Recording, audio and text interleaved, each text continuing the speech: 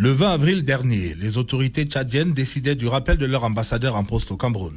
Une première historique, une décision sans précédent dans les rapports entre Yaoundé et N'Djamena. Dans la grammaire diplomatique, le rappel d'un ambassadeur est un signal fort.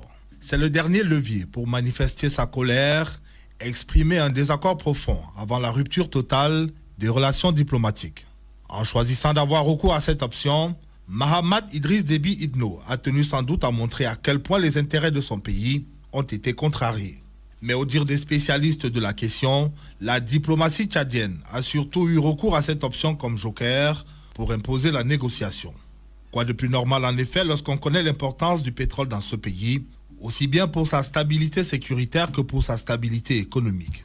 On ne peut dès lors que saluer ce trait de génie politique du président tchadien qui a utilisé un dispositif diplomatique spécial, un coup de poker, pour régler un problème qui le préoccupait et montrer à son partenaire camerounais le niveau d'importance que cette question revêt pour ses intérêts stratégiques.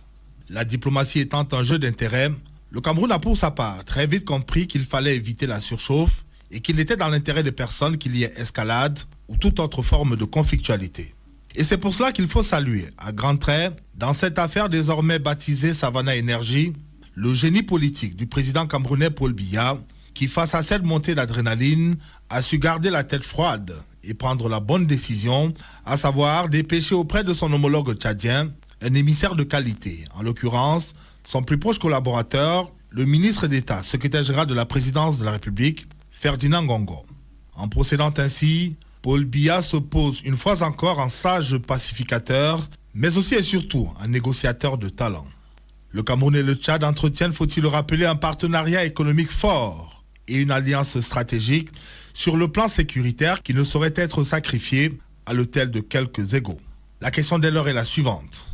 Le consensus a-t-il été trouvé à l'issue de la mission de l'émissaire de Paul Biya en N'Djamena il y a 48 heures? Oui, si l'on s'en tient à ses propos à l'issue de la longue audience que le président tchadien lui a accordée et de la séance de travail qui a suivi.